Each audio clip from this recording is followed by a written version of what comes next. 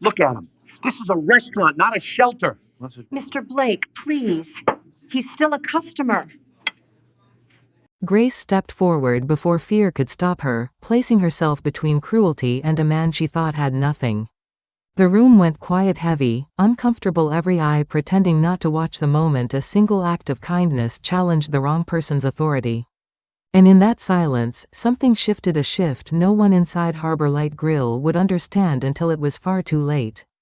Welcome to Golden Heart Stories. This is the story of a tiny spark born in an ordinary dining room that would unravel secrets powerful enough to shake an entire workplace from the inside out. Evening light filtered through Harbor Light Grill's windows, casting amber across white tablecloths as harbor waters darkened. Grace Miller moved between tables with quiet efficiency, earned through 7 years of service. At 45, her body carried bone-deep exhaustion, though she kept graying blonde hair neatly tied back and faded uniform pressed with care. Her hazel eyes held something workplace. Cruelty had not stolen, a determination to treat people with dignity, even when circumstances gave little reason to expect the same. The man entering through the oak door wore work clothes marked by labor, canvas pants, showing paint stains and jacket with worn elbows. His weathered face carried profound fatigue mixed with wounded pride. He paused inside, scanning the dining room, with intensity at odds with his humble appearance. His boots made soft sounds on hardwood shoulders, tensing when other diners glanced his way with barely concealed judgment. Grace noticed him immediately, instinct for reading vulnerability honed by years of struggle. Without hesitation, she approached with a warm smile. "Good evening, sir. Would you like a table?" Her voice carried softness that eased something in his expression. Asking nothing and judging nothing. Manager Evan Blake's sharp voice cut through the moment.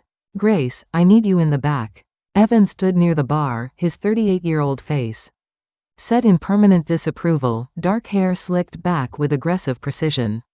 Everything about him spoke of someone who measured human worth in appearances, and saw vulnerability as weakness to exploit.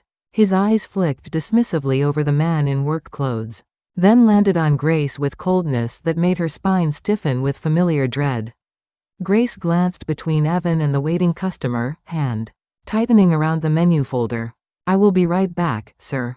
She gestured toward a window table, smile never wavering even as anxiety flickered through her chest.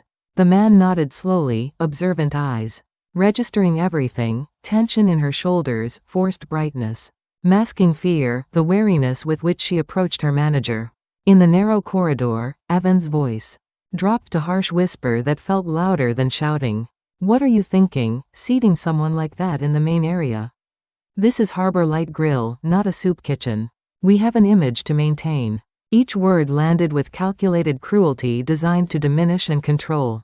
Grace felt her face flush with shame and anger she had learned to hide. She wanted to argue, to defend basic respect. But her son needed insulin, rent was always due, and precarious employment allowed no room for moral stands. "I understand, Mr. Blake. It will not happen again." The words tasted bitter, a betrayal of her values. But survival taught her to choose battles carefully. She returned with smile rebuilt through sheer will and approached the man now seated at the window table, calloused hands resting uncomfortably on white linen. "Can I get you something to drink?" she asked, voice carrying warmth that Evan's cruelty tried but failed to extinguish. The man looked up and their eyes met with unexpected intensity. "Just water, please." "Thank you." His voice was quiet, roughened by exhaustion. Grace noticed how his gaze lingered as though memorizing something important. She brought water in crystal glass. Setting it down with care she would show any guest. The man accepted it with a nod, holding more gratitude than such simple gesture should warrant. Across the dining room, other customers sensed tension, watching how Evan tracked Grace's movements with predatory attention, while the man in worn clothes observed everything with quiet, focused intensity. The atmosphere shifted, becoming charged with unspoken conflicts. Grace felt it pressing against her, exhaustion of maintaining dignity through daily humiliation, constant calculation of acceptable risk. But she kept moving, kept serving, kept offering kindness, even when the cost felt unbearable. The man watched her work with attention beyond ordinary observation, He saw her pause to help an elderly diner struggling with the menu, noticed gentle patience. Explaining specials, recognized small acts of consideration that cost nothing, but revealed everything about character. And he saw Evan too, how the manager's presence cast shadows over staff, how conversations quieted at his approach, how Grace's shoulders tensed whenever his voice rang out. This moment, this quiet intersection of kindness, offered and received under institutional cruelty, would change everything. But for now it remained an evening shift at Harbor Light Grill, harbor growing dark beyond windows. While Grace Miller chose grace one small act at a time. And a man in worn work clothes watched and remembered, bearing witness to truth that would soon demand accounting. Daniel Hart sat in the leather chair that had belonged to his father, surrounded by silence of loss. The office felt colder despite familiar oak paneling witnessing 3 generations of ownership. Morning light filtered through tall windows, casting shadows across his desk where a laptop screen glowed with urgency that made his chest tighten. He was 47, and grief had carved new lines into his face over 6 months, lines. Speaking of sleepless nights and loneliness from inheriting a legacy you are uncertain you deserve. His father had built Harbor Light Grill from nothing, transforming a failing waterfront property into something that mattered. Daniel had learned the business from the ground up, washing dishes at 14, eventually taking over while his father mentored young chefs. But when cancer took the old man last autumn, Daniel stepped back from the restaurant floor, unable to bear memories in every corner. He had trusted his managers and buried himself in administrative work and grief counseling, telling himself the business would run smoothly. The email arrived at 6:30 that morning, sender address anonymized, subject line reading, "You should know." Daniel's hand trembled as he opened it. The message contained just 3 words that made his stomach drop. Check the numbers. Attached were files telling a story he did not want to believe, spreadsheets showing tip distributions. Not matching credit card reports, staff schedules altered after the fact, and bank deposit patterns revealing subtle but consistent discrepancies stretching back 18 months. Daniel spent 4 hours cross-referencing data, coffee growing cold as he matched dates and amounts, throat tightening as the pattern became undeniable. Someone had been systematically manipulating tip allocations, skimming small percentages difficult to notice in isolation but accumulating into substantial theft. The spreadsheets showed server names beside expected tip totals based on sales, then actual amounts distributed, differences highlighted in red. Grace Miller's name appeared frequently, her shortfalls sometimes reaching hundreds of dollars per pay period. Other servers showed similar patterns, though none as consistently victimized. What made Daniel's hands clench was the calculated nature, exploiting trust and preying on people who could least afford loss.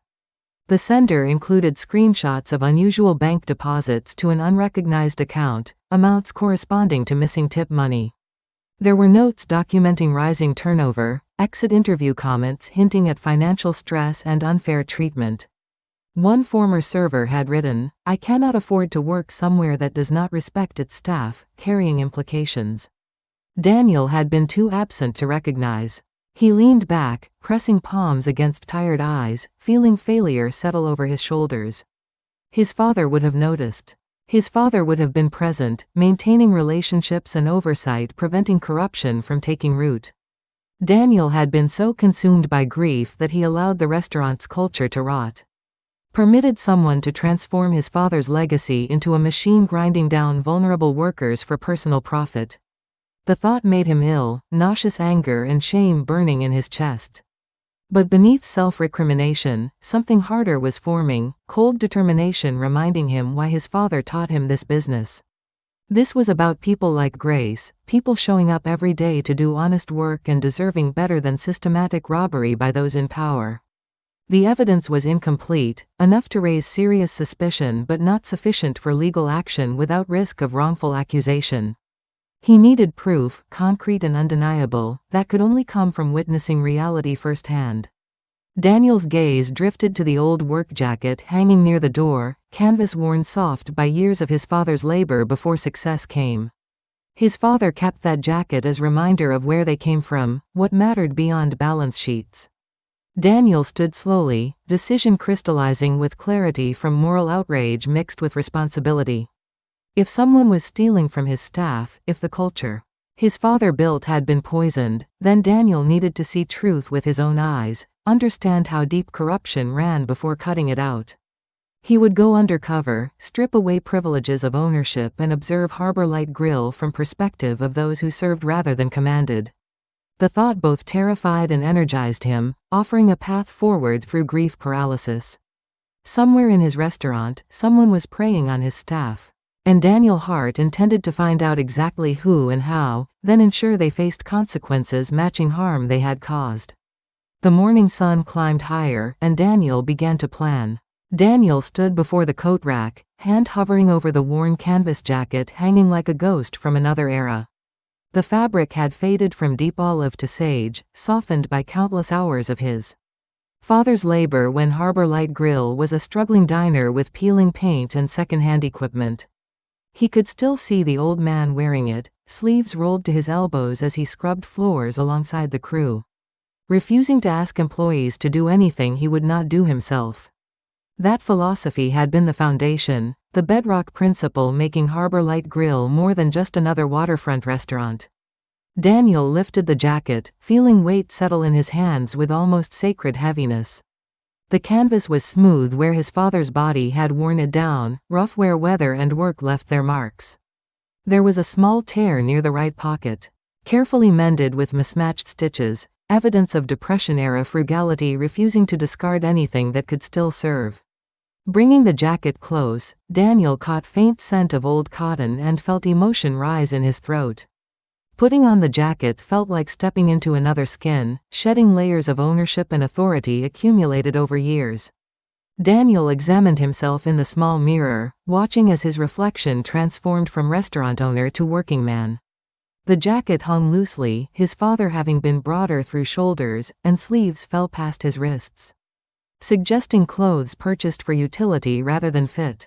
He had not shaved that morning, letting stubble shadow his jaw, and had chosen his oldest jeans with worn knees and frayed hems, speaking of physical labor. But looking the part was not enough. Daniel moved to his desk and began removing everything marking him as someone of means. His watch came off first, an elegant piece his father had given him at graduation. He slipped it into a drawer, then added his wedding ring, the gold band catching light before disappearing. His wallet followed, expensive leather replaced by an old nylon version from college. He studied his hands, noting softness of palms that had spent too long holding pens instead of scrubbing pots. Neatness of nails, speaking of manicures rather than manual work. Nothing to be done except hope dim lighting would obscure such details.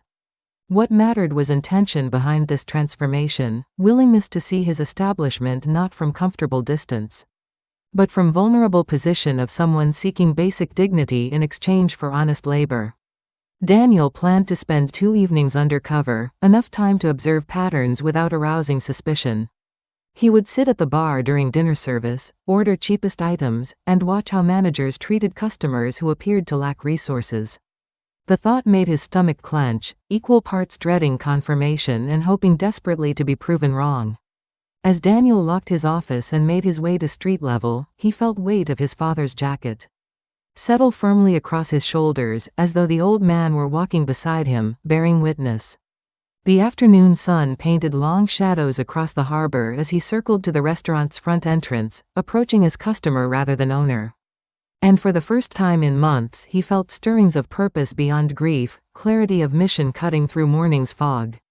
He pushed through the heavy oak door and stepped into familiar space that suddenly felt foreign, seeing it with fresh eyes.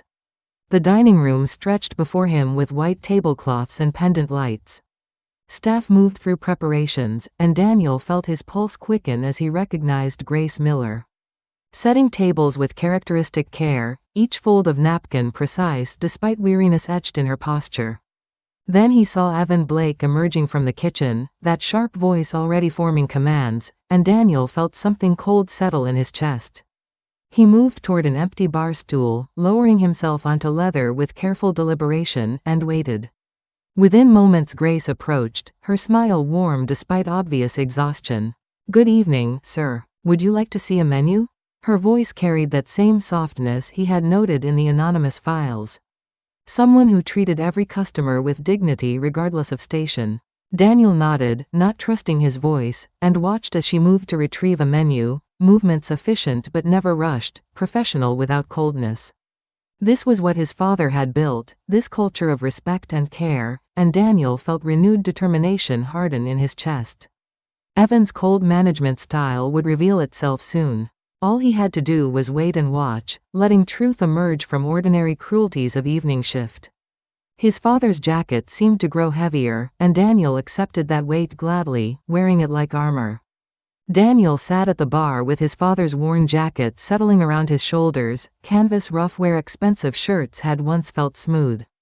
The menu Grace placed before him gleamed with careful design, each entree priced to reflect the establishment's reputation. His eyes moved down with discomfort, past seared scallops at $38. Wild salmon at $42, ribeye at $56, until he reached the bottom where cheapest options huddled apologetically. House salad for $12. Soup for $8. Even these prices represented choices no one struggling should make, the calculations. Grace must perform constantly, weighing hunger against rent, nourishment against her son's medical needs. Daniel felt shame burn realizing how disconnected he had become from reality his staff faced. Grace returned, movements carrying characteristic efficiency despite weariness he could see in the slight stoop of her shoulders. The way she shifted weight as though standing caused pain she had learned to hide. She smiled with genuine warmth, and Daniel felt something crack inside his chest. "Have you decided, sir?" Her voice held no judgment, just patient kindness of someone who understood struggling with choices. Daniel hesitated as pride warred with performance. "Just water is fine," he managed, voice rougher than intended. But Grace did something that revealed her character with clarity no performance review could. She glanced toward the kitchen where Evan's voice barked orders, then leaned closer, voice dropping to confidential murmur carrying concern. "We have bread from lunch service that did not sell, and roasted vegetables from prep the kitchen was going to discard. I could bring you a plate, no charge. You look like you could use something warm." Her eyes held his with directness both gentle and fierce, offering dignity alongside sustenance, making clear this was not charity but recognition of shared humanity.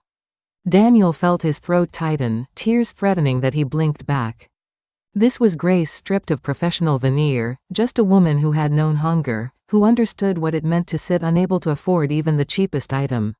She was offering kindness that could cost her, that went against every efficiency metric he had emphasized. "That is very kind," Daniel said quietly.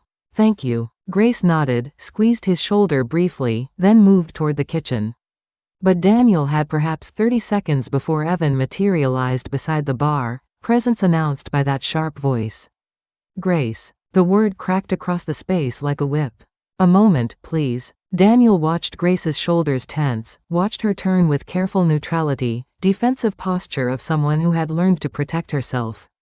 She approached Evan with wariness of prey approaching predator, and Daniel felt cold fury crystallize. Evan did not bother lowering his voice. "Did I just see you offer that customer complimentary food? You know we do not provide unauthorized comps. Any food given away comes directly out of your tips. Do you understand?" Daniel could see Grace's face flush with humiliation, her hands tremble before she clasped them together. Her voice was steady through obvious effort. "I understand, Mr. Blake. It will not happen again. See that it does not. We run a business here, not a charity kitchen. If you cannot remember that, perhaps you should find employment elsewhere." Evan's words carried threat barely veiled, implicit understanding that Grace's job security depended on accepting these humiliations. Daniel sat frozen, every muscle tensed with effort of remaining still, of not revealing himself. But beneath tactical restraint, rage burned white-hot, burning away last remnants of doubt. He had witnessed enough to understand tip theft was just one symptom of deeper rot, exploitation Evan had cultivated. This was not about missing money. This was about systematic dehumanization of staff who deserved better, who had given labor and loyalty to an establishment failing them. Grace returned to the bar but did not approach Daniel again, earlier warmth replaced by careful distance. He understood Evan's threat had accomplished exactly what it intended. She would no longer risk kindness, and something precious had been extinguished. Daniel sat with his water glass, ice melting, and felt his father's jacket heavy. Tomorrow night he would return for one more observation, then act with full weight of ownership. Evan Blake's time at Harbor Light Grill was measured in hours. Grace Miller's apartment sat on the third floor of a weathered building where the elevator worked intermittently and hallways smelled of cooking oil. She climbed stairs slowly after her shift, every step a reminder of hours standing on restaurant floors, feet throbbing inside worn shoes she could not afford to replace. When she pushed open the door, she found her son Ethan curled on the second-hand sofa. With homework spread across the coffee table, thin shoulders bent over papers. He looked up, and Grace felt her heart constrict at the sight of him, this beautiful boy of 13. Who tried so hard to be brave about the diabetes that had reshaped their lives into constant calculation of insulin and medical bills accumulating faster than she could pay them. His face brightened with genuine pleasure, and she managed to smile despite exhaustion pulling at her bones. "How was work, Mom?" Ethan asked, voice carrying careful brightness children develop when they learn to protect their parents. "It was fine, sweetheart. How are you feeling? Did you check your levels?" She moved through familiar routine of maternal concern. "I checked an hour ago. 112, right where it should be." Ethan's pride was evident, and Grace felt gratitude mixed with grief that her child should carry such burdens. After they ate simple dinner of pasta with vegetables from the restaurant, after Ethan retreated to his bedroom, Grace finally collapsed into the chair by the window where streetlights cast amber patterns. She reached into her work bag and withdrew the thick manila envelope she kept hidden beneath her serving apron, its weight both physical and symbolic. The envelope was labeled in her handwriting, "Ethan's medical fund." Inside were not savings but evidence, page after page of handwritten notes documenting systematic theft draining her tips for months. Grace had started keeping records 6 months ago when she noticed discrepancies between credit card transaction reports and cash Evan distributed at shift's end. Small differences that individually seemed explainable, but collectively revealed a pattern too consistent to be accidental. She spread papers across her lap, familiar ritual bringing both clarity and despair. Each page represented a shift, date and time noted at top, followed by calculations showing expected tips based on sales, then actual amounts received, with differences highlighted in yellow. The totals mounted with sickening consistency. Week after week, missing amounts averaged between $60 and $200. Over 6 months, theft totaled nearly $5,000, money that should have gone toward Ethan's insulin, test strips, quarterly appointments. Mounting copays and deductibles that inadequate insurance barely touched. Beside tip calculations were copies of credit card receipts carefully preserved. Downloaded bank deposit reports requested from accounting under guise of verifying records, and timeline showing pattern intensification after Daniel Hart's father died and the owner withdrew from daily oversight. Grace had documented conversations with other servers who whispered about similar shortfalls but were too frightened to speak openly. The most recent addition was calculation of her monthly budget, rent due in 8 days that she could only partially cover, insulin prescription needing refilling in 3 days at $240. Even with insurance, overdue electric bill threatening disconnection, groceries purchased on credit card dangerously close to limit. Mathematics of survival laid bare in columns of figures that never quite added up. Grace had thought about reporting Evan, had even drafted emails. She ultimately deleted, paralyzed by fear of what would happen if documentation was insufficient, if Evan found out and retaliated by destroying her employment.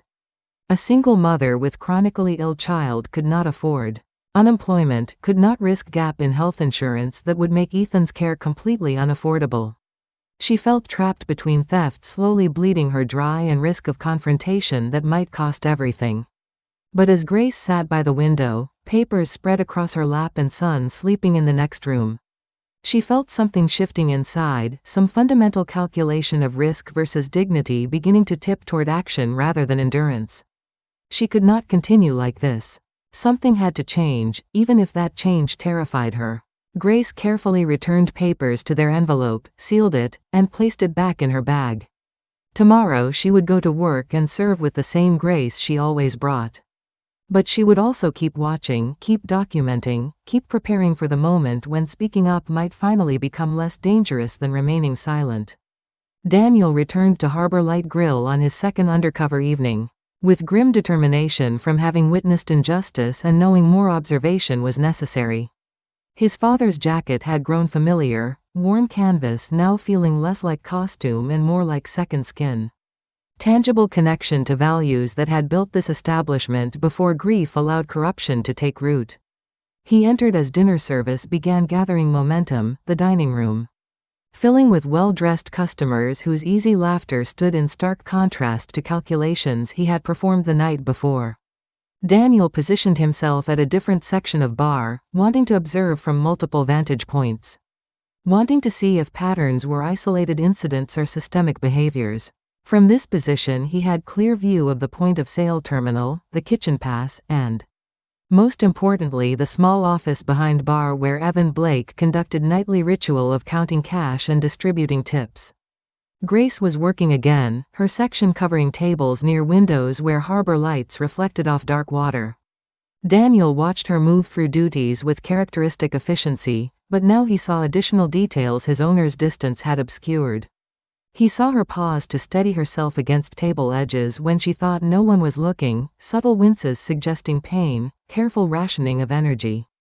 He saw her treat every customer with genuine warmth, embodying everything his father had valued about service work done with dignity. But Daniel also saw things that made cold fury settle deeper. He saw Evan watching servers with predatory attention, timing movements, appearing suddenly to question choices or criticize efficiency. He saw staff conversations die when Evan approached, shoulders tense and smiles forced, fear permeating interactions that should have been collaborative. He saw Evan pull servers aside for whispered reprimands, leaving them flushed with humiliation, saw him question every small kindness as though generosity were theft. As evening progressed and Daniel nursed water through hours of observation, patterns emerged with damning clarity. Around 8:30, after main rush peaked, Evan retreated to small office with night's receipts and cash drawer. Daniel watched through partially open door as manager spread papers across desk, calculator close, fingers moving quickly through bills. The process took nearly 40 minutes, and when Evan emerged he carried clipboard with what Daniel assumed were individual tip allocations. But numbers did not align with what Daniel had observed. He had been tracking Grace's tables specifically, noting credit card payments, observing signatures on receipts suggesting generous tips for exceptional service. Yet when Evan called Grace over to receive her portion, Daniel saw her face register confusion quickly masked by professional acceptance. Saw her glance at bills Evan handed her, saw her lips move as though doing mental calculations before she simply nodded and returned to section. The transaction took less than 30 seconds but told Daniel everything about power dynamics and exploitation dressed in language of management. Throughout evening Daniel observed similar interactions with other servers, each receiving tips with expressions ranging from resignation to barely concealed distress. No one questioned amounts Evan distributed. No one asked to see calculations or verify numbers. Implicit threat of retaliation hung over every exchange, making what should have been straightforward distribution into exercise in intimidation. Around 10 o'clock Daniel noticed Evan make several trips to his car, each time carrying what appeared to be deposit bags. But moving with furtiveness of someone engaged in activity they preferred remained unobserved. Brief CCTV footage visible on monitors showed Evan in office late at night on previous occasions. Always alone, handling money in ways suggesting activities beyond standard accounting. Point-of-sale reports Daniel glimpsed showed credit card transactions totaling significantly more than cash. Evan distributed to staff, discrepancies too large and consistent to be explained by errors. By the time Daniel left Harbor Light Grill that second night, he carried not just observations but moral certainty. Systematic theft was real, pattern undeniable, exploitation of vulnerable workers deliberate and ongoing. Evan Blake had created a machine grinding down staff for personal profit. Stealing from people who could least afford loss, hiding behind managerial authority to silence questions. Daniel walked to his car with his father's jacket heavy and righteous anger burning in his chest. Tomorrow he would gather final evidence, compile documentation, and prepare for confrontation that would end Evan's employment and begin making things right. Time for observation had ended. Time for action was at hand. The morning sun had barely cleared the horizon when Daniel sent the message gathering his entire staff for mandatory meeting. The text went out at 6, requesting all employees at Harbor Light Grill by 10 for paid all-staff meeting. He spent hours before reviewing evidence, cross-referencing the anonymous email. With his observations, preparing for confrontation that would either restore his father's legacy or expose how he had failed. By 9:45, staff began arriving with expressions from curiosity to anxiety, filing into the dining room. Daniel had arranged with chairs facing a screen. Grace arrived precisely at 10, face showing exhaustion of someone who had worked closing shift and had to wake early.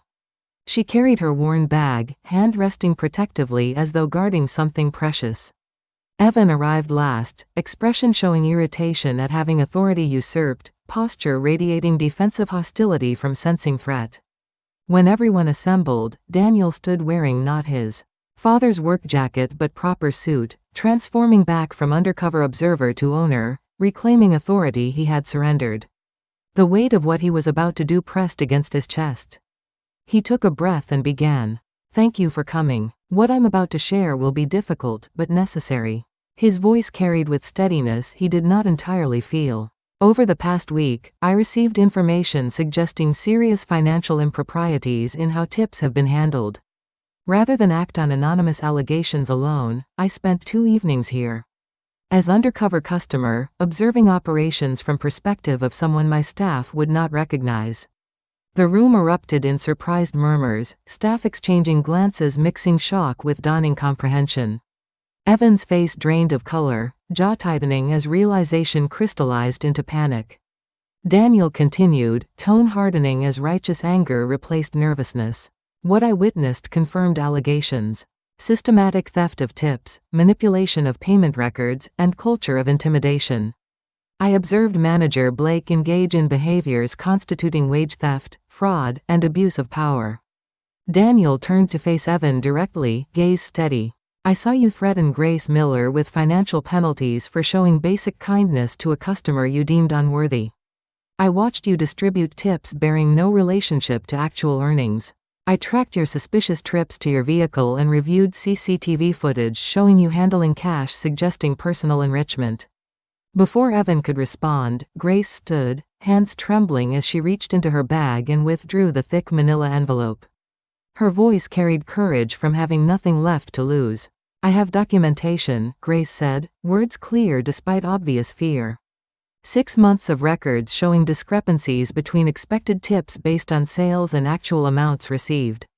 Credit card receipts, bank deposit reports, calculations showing nearly $5,000 stolen from my earnings alone. I documented everything because I knew something was wrong. But I was terrified to speak up because I have a son with diabetes who needs insurance and medication I cannot afford to lose." Daniel felt emotion tighten his throat watching this woman who had every reason to remain silent. Choosing instead to stand witness, offering carefully compiled evidence as testimony. Other servers began nodding, some pulling out phones to show calculations, whispered confirmations of similar experiences. They had been too frightened to report. The room's atmosphere shifted from confusion to collective recognition, individual grievances coalescing into shared understanding of systematic exploitation. Evan attempted to speak, voice defensive. "This is ridiculous, I have done nothing wrong." But Daniel cut him off with gesture combining authority with contempt. "You are terminated effective immediately, Mr. Blake. You will surrender all keys, passwords, and credentials. You are not to return to this property. We will be conducting complete financial audit, and you should expect contact from labor attorneys and potentially law enforcement. Leave now." The dismissal hung in the air like Bell's final toll, definitive and irrevocable. Evan stood frozen, face cycling through emotions from rage to fear, before he finally turned and walked toward exit. Leaving behind a restaurant that would now begin healing. Daniel watched him go, then turned back to staff with expression softened by remorse. "I failed you," Daniel said quietly. I let my grief blind me to what was happening, and you paid the price for my absence. That ends today. We will make this right. The silence following Evan's departure felt sacred, weighted with possibility and hope that comes after long injustice has finally been named. Daniel stood before his staff, feeling the full measure of his father's absence in a way he had not allowed during months of grief that had permitted corruption to flourish. His father would have been devastated to know the restaurant he built on principles of dignity had become mechanism for exploitation. Daniel took breath that felt like first real breath since the funeral, then began speaking with voice carrying both apology and commitment. I owe you more than words can express, but words are where we start. I failed in my duty as your employer, as inheritor of my father's legacy, and as someone who should have been present. My absence created space where corruption could take root. That failure is mine, and I accept full responsibility for what you have endured. Grace stood with manila envelope clutched in trembling hands, tears streaming in release of tension carried for 6 months. And Daniel saw disbelief mixed with cautious relief, the emotional state of someone who had braced for disappointment so many times that hope felt dangerous. Other servers were crying too, some embracing, years of suppressed fear finally finding outlet in collective acknowledgement of shared suffering. Daniel continued, voice strengthening. Effective immediately, we're implementing new transparent tip policies. Every credit card tip will be distributed to the server who earned it, no pooling unless explicitly agreed upon, no deductions except those required by law. All cash tips will be counted in presence of 2 staff members, with signed records. These policies will be posted in writing where everyone can see them, and any violation results in immediate termination. He paused, letting weight settle. We are establishing zero retaliation policy backed by anonymous reporting line to outside labor attorney. No one will ever again face choice between speaking up and protecting employment. Additionally, we will conduct complete financial audit going back 18 months. And every employee who can demonstrate tip theft will receive full restitution plus interest. Repayments begin as soon as audit confirms amounts. A sound rippled through gathered staff, something between gasp and sob, emotional response of people who had stopped believing justice might arrive. Daniel saw servers pulling out phones, texting loved ones, news spreading that something fundamental had shifted. Daniel turned to face Grace directly, expression softening with recognition. Grace, I watched you offer me kindness at potential cost when I was disguised as someone struggling. That act of humanity, and your meticulous documentation, represents exactly the integrity my father built this restaurant to honor. I would like to offer you position of assistant manager, with full medical coverage for you. And your son, salary commensurate with responsibility, and authority to help me rebuild culture that should have protected you. You have earned not just restitution but recognition. Grace's hands flew to her mouth, envelope falling to floor as she struggled to process words that seemed too good to be real. I do not know what to say, she managed through tears, voice breaking with emotion. Thank you. Yes, thank you so much. Daniel felt his throat tighten watching her joy. Understanding how power imbalances had normalized suffering, how Evan's regime had convinced good people they deserved less than basic fairness. The room erupted in applause, staff rushing to congratulate Grace, to celebrate proof that speaking up could lead to change rather than punishment. As meeting concluded and staff dispersed, many approached Daniel individually to share stories of tip discrepancies, workplace intimidation, and daily fear that had characterized employment. Daniel listened to each account with full attention, taking notes, promising follow-up, feeling accumulated weight settle over him like debt. He would spend years repaying through actions rather than mere words. The work of restoration would be long, requiring not just policy changes but cultural transformation. Consistent demonstration that transparency and fairness were permanent commitments. Daniel understood trust, once broken, rebuilds slowly through sustained reliability. But today had been necessary first step, public acknowledgement of wrong and commitment to making things right. As last staff member left and Daniel stood alone in empty dining room. He felt his father's presence not as absence but as standard to be met, legacy calling him toward the person he needed to become. Harbor Light Grill would be restored, one shift at a time, until it once again deserved trust. His father had built through decades of treating people with dignity. 3 months had passed since the morning Daniel stood before his staff and acknowledged failures that had allowed corruption to flourish.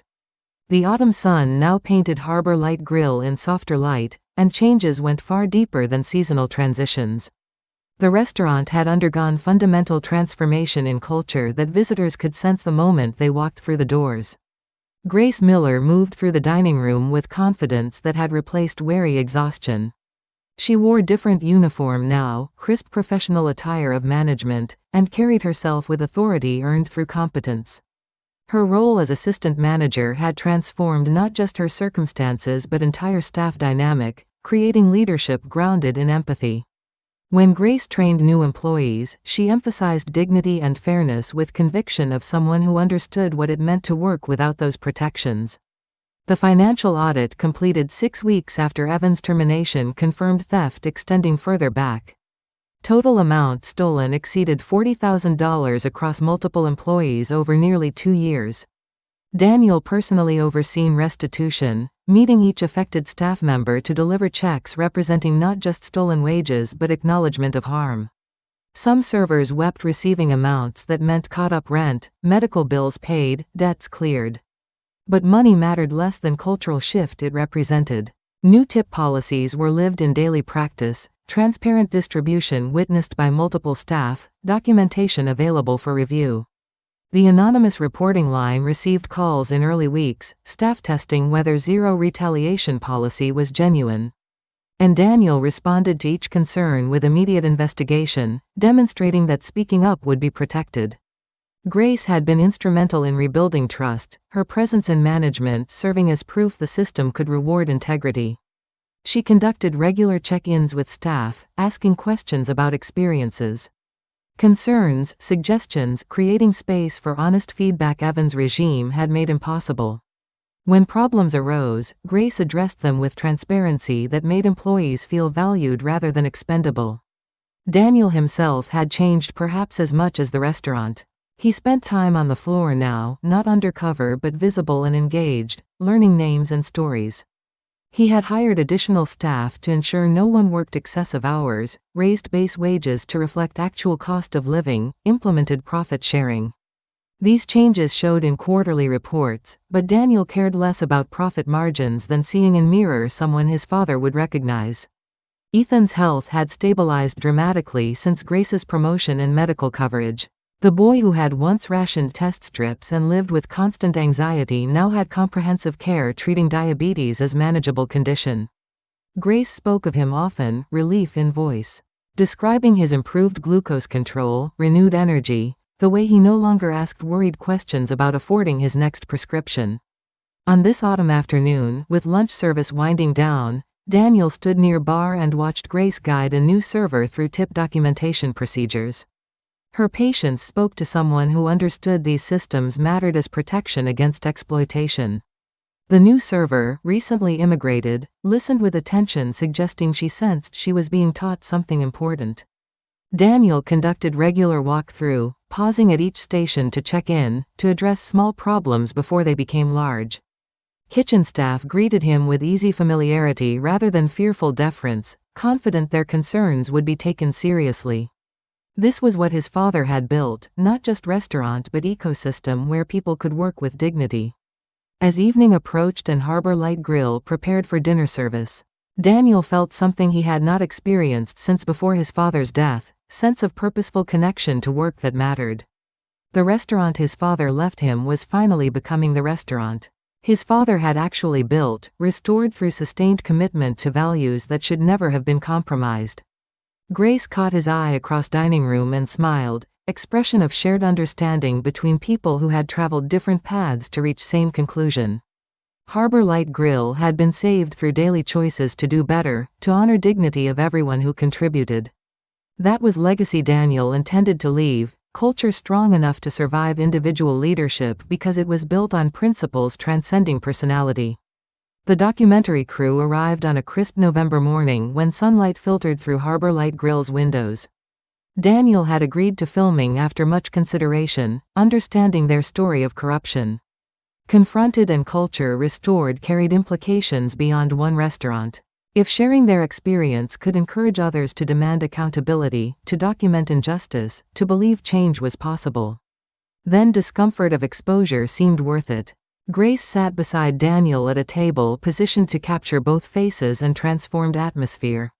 She wore assistant manager attire with quiet pride, and Daniel noticed her fingers no longer trembled. Tension dissolved over months. The interviewer, Sarah Chen, who specialized in labor rights journalism, adjusted microphones while cinematographer checked lighting. Sarah asked Daniel to explain how he discovered the theft. He walked through the timeline, the anonymous email, the decision to go undercover, the 2 evenings observing from perspective of vulnerable customer. He spoke of his father's legacy and how grief had blinded him, how the jacket served as reminder that values required active stewardship. But when Sarah turned to Grace, the interview became testimony, raw and powerful. "Tell me about the envelope," Sarah prompted, and Grace's eyes filled with tears. "I started keeping records because I knew something was wrong, but I was terrified no one would believe me," Grace said, voice steady despite emotion. "Every shift I calculated what my tips should have been, then compared that to what manager Blake gave me. The discrepancies were consistent. I documented everything because I have a son with diabetes who needs insulin and insurance I cannot afford to lose. I was trapped between theft bleeding me dry and risk of speaking up that might cost everything." She paused, then continued with conviction. "I want people to know that if you are in similar situation, you are not alone and you are not powerless. Document everything. Save receipts, track hours, note discrepancies even if they seem small. That documentation can be the difference between being dismissed and being believed as victim of systematic theft.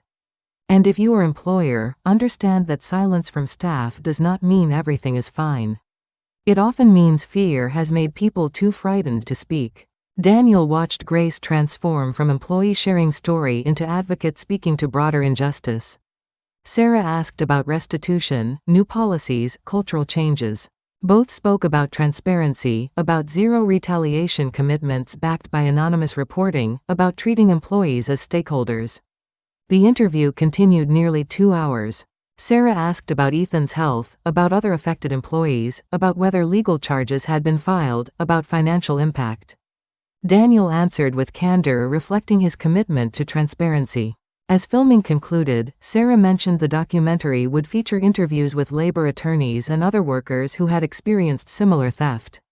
"What you have done here matters," Sarah told them. "Not just for your staff but as example of what accountability can look like." The crew departed, leaving Daniel and Grace alone. Before either could speak, the heavy oak door opened and a man entered wearing clothes, marking him as someone struggling financially, work pants stained, jacket frayed. He paused inside, shoulders tensing as he scanned the room with expression mixing hope and uncertainty. Grace noticed immediately. Daniel watched as she rose and approached with the same warm smile that had offered him kindness when he sat disguised months ago. "Good evening, sir. Would you like a table?" Her voice carried genuine welcome that asked nothing and judged nothing, offering dignity as baseline. The man's face relaxed, tension draining, and he nodded gratefully. "Yes, thank you. Just one." Grace led him to a table near window where harbor lights reflected off darkening water, provided menu with same care. Daniel understood the story's ending was really just beginning.